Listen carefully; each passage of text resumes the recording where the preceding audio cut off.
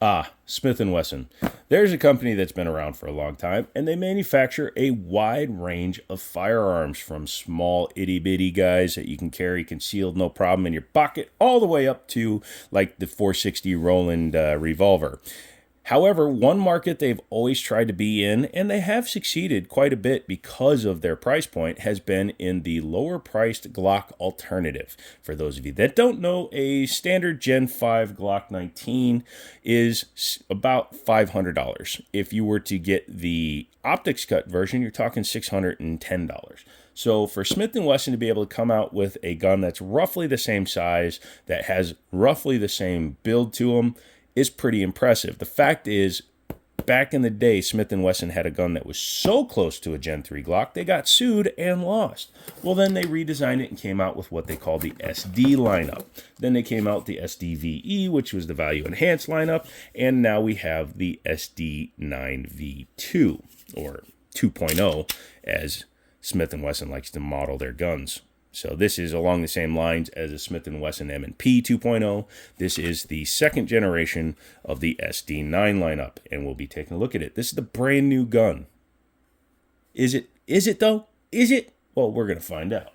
This one came from Liberty Arms down in Harrisonburg, Virginia. Go ahead and Google them. I can't link them, but you can always look them up.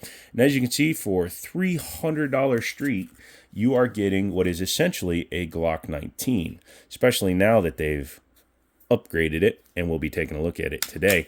But yeah, chambered in 9mm, comes with a couple of mags here. You've got, what is that? Oh, look at that. They went one above.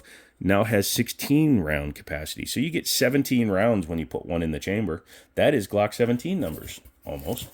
So it comes with one magazine, which is fine when you're talking about a $300 gun. I don't expect a bunch of mags. It would be nice to see an extra mag, but they're usually not terribly expensive. They're usually like 25 to 30 bucks. It's all metal magazine, which I do like. The gun itself continues the SD9 line look. However, believe it or not, the original SD9s were actually black topped. The SD9 VE, or the value enhanced version, which technically was the cheaper gun, actually had the stainless look slide to it. So they've gone with the SD9 VE look because it is the more popular style. Believe it or not, there are a lot of dudes out there that would either buy a Glock 27, a Taurus G2C, or this. Now, we have to decide whether this is worth the same money as a G3C. Now, a G3C or a G3, depending on which way you want to go, the G3C comes with 3 magazines, whereas this only comes with 1, and it also comes with the ability to take Glock sights, where Smith & Wesson did not want to run into that liability, so they created a gun that does not. The SD9 V2 has different slide cuts on here, much deeper, which is nice. It's nice to see that they went a little bit extra on there. They're easy enough to grab, so if you need a press check, you can. It does have the witness hole up there. They also serrated the top, because when you're making a shiny-ass gun, you might want to mitigate some of the reflections of the sun. Doo-doo-doo-doo. But yeah, that's what they've done there. External extractor, which Smith & Wesson does on a lot of their guns. Roll pin right there. The cut is nice. They even doubled it onto the extractor, which is a nice little touch. Not every company will go that extra miles. Has a 2-slot pick rail up front, and it is a pick rail. It is not a proprietary rail like some companies like to do. Old Glock, you suck.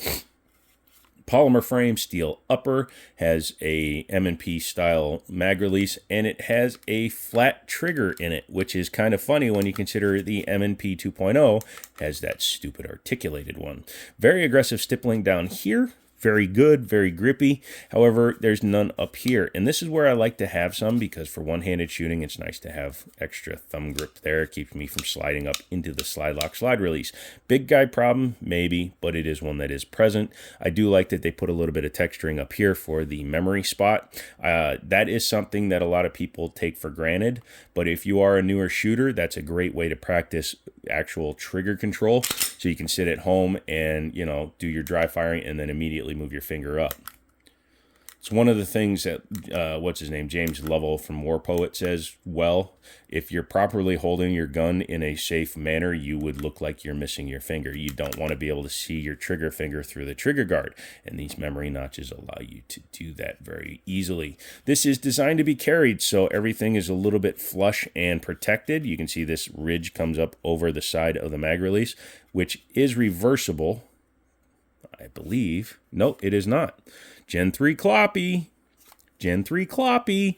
And the slide lock is very much like a extended version of a Glock 1. Which, again, you're copying a gun that is proven dependable. So is that a bad thing? No. It's just obvious. Has a 3-dot white sight setup. I believe they are luminescent, which means you can hit them with the light and they will hold light for a little while. But Smith & Wesson usually has a strong aftermarket for sight upgrades. Stainless barrel as well, obviously, duh, and not bad looking overall. Let's go ahead and talk about the trigger real quick. Make sure it's clear. It's very stiff. That is one thing I'm noticing. Like, I'm pulling from the side here, and I'm actually having difficulty pulling it from the rear. So for lighter people with weaker hands, things like that, it may be a little bit difficult to run it. I mean, if I'm in a standard running position, it's fine, but I'm literally extending my arms out. My arm is fully extended to get it on camera, and it's a little difficult for me. My nerve damage doesn't help, but again, if you are of a smaller stature, a female, things like that, you could have a problem because most newer shooters will put their arms all the way out and grab it like that to try to rack it instead of, racking close to your body while pointing in a safe direction. But yeah, let's go ahead and talk about that trigger. So it is a single action only, has a trigger safety on there, and I like the fact that it's an almost flat face trigger where the dingus, as somebody calls it, it's the only thing he does that I don't hate. It is flush with the trigger itself. Now, if you don't get a good grip on it or you happen to snag it, it will not fire, but as long as you get a good grip, then you can pull back to the wall. There's no, real resistance until you get to about here. Then you feel a little bit of creep to the wall. And then brakes at 90. Not bad.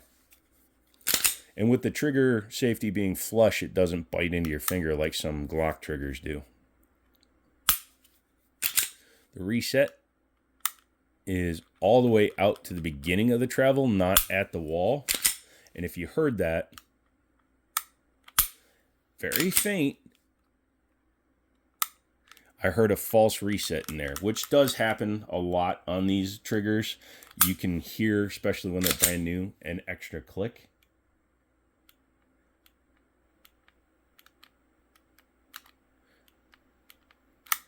Yeah, so that could lead you to a false reset. So you might short stroke the gun, meaning you don't pull all the way back, and then all of a sudden you try to pull again, and the gun is dead because you didn't release all the way. The trigger guard is a little thick for my taste. I would like to see it a little bit thinner. It would allow for a little bit of an undercut built in there. You have a little bit of room there. Pull that up there, or move the slide lock up or back a little bit. It's very low in the trigger guard, which is something I'm noticing, but it is easy enough to hit. I would remove that shroud. I would just trust myself not to hit it accidentally, but the mags are drop free, so you can do the fun thing. Yeah, standard striker plate on the back with texturing on it to reduce glare. Overall, not a bad looking gun. And for $300, we can forgive a lot of things. We're talking dagger money, and it actually has similar features to a dagger. And a better trigger, in my opinion, at least for the pull. The reset, not so much, but the pull is actually pretty decent on it. What do you say we take her apart and see what makes her TikTok-y? I can't say TikTok anymore because it's a shite Chinese company that is ruining American children by making them think they can be famous while doing stupid shit online. Sorry, put TikTok down in the comments. Let's confuse the hell out of people. I'm not a fan of this style of takedown. I think it's a little annoying, and there are better ways to do it these days. I would actually build like a takedown that is like maybe flatter, kind of like original Canics were. There's plenty of companies that do that. That little bit of minor griping aside, let's go ahead and take it apart. Captive guide rod, which is nice. Taking the barrel out. Man, that looks just like a Glock 1, don't it? Yeah, probably, because John Moses Browning knew that the heck he was doing when he designed these short tilting action. Oh, look, there's a Glock on there. But yeah, you look up underneath here, very, very Glock style. However, there are a couple of differences. Number one, this is not cut the same way, so the follower back here, not the follower, but like the disconnector and stuff, it doesn't move everything over to the side like it does on a Glock. If you look at the inside of a Glock, also because this is actually internal, they have a cut here. The channel for the extractor is down in there. So that's one major difference. However, the firing pin block, which also helps retain a spring on the Glock, is actually held in by a roll pin on the Smith & Wesson because it's an external. So that's different. It does not have a screw-in front sight like a Glock does, but that is fine. It's dovetail, no big deal. Just get a sight pusher. But the finish on it's pretty nice. We'll have to see how that holds up over time because, yes, we will be getting one of these for the channel, Ferdy channel. Like I said, the barrel's pretty nice, and captive guide rod that appears to be polymer with a, polymer. Is that a bad thing? No, it's a $300 gun. We can forgive a lot for a $300 gun. Looking like from here down, you'd be forgiven for thinking this was a Gen 3 Glock. Lock block there. There's your takedowns. There's your fire control group in the back. It looks like a Gen 3 Glock, don't it? There's your stupid firing pin block. I don't like firing pin blocks, if you can't tell. I am of the opinion that if you treat your firearm correctly, it doesn't go boom.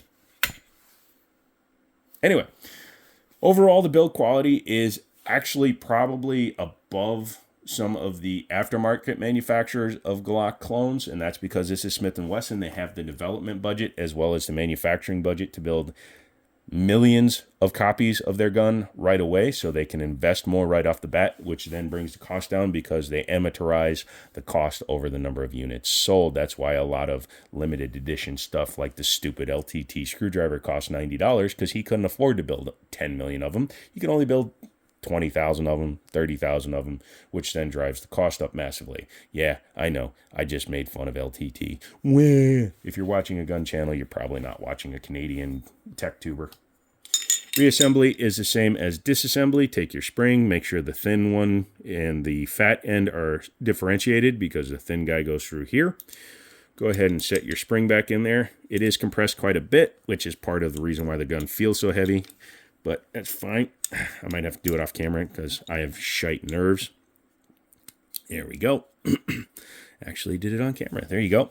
And just like a Glock, very easy. Although some of the modern guns actually set down and then they rack back a little bit, which again, I think is the more superior way of doing it. But it is effective. Go ahead and make sure it still works. Also, thankfully, no magazine disconnect. Smith & Wesson hasn't lost their minds like some companies. But yeah, that is the Smith & Wesson SD9 2.0. Will there be a VE? Probably not, because at $300 it would be hard to get this gun much cheaper. It is a decent feeling gun, has a decent feel in the hand. The weight feels pretty nice, and overall, I think it will be a good gun. We'll be adding one of these to the 2024 gun safe, and then we'll be taking it to the range once I am out of my cast. That's the reason why I haven't done anything. You may see some repeat videos with some new footage on them coming too. I've been paying for Adobe for 8 years, and I use it like once a year. So let's go ahead and do some re-uploads of some videos that have never had any views. We'll do that. Come back for another video. Leave me a comment. Leave me a question. Let me know if you have one of these, how many rounds you got through it before you had any problems. Leave TikTok in the comment showing that you made it this far, as well as the original 8-minute video portion, and come back for the next one because we got a few different cool things coming to the channel. So I will talk to you later.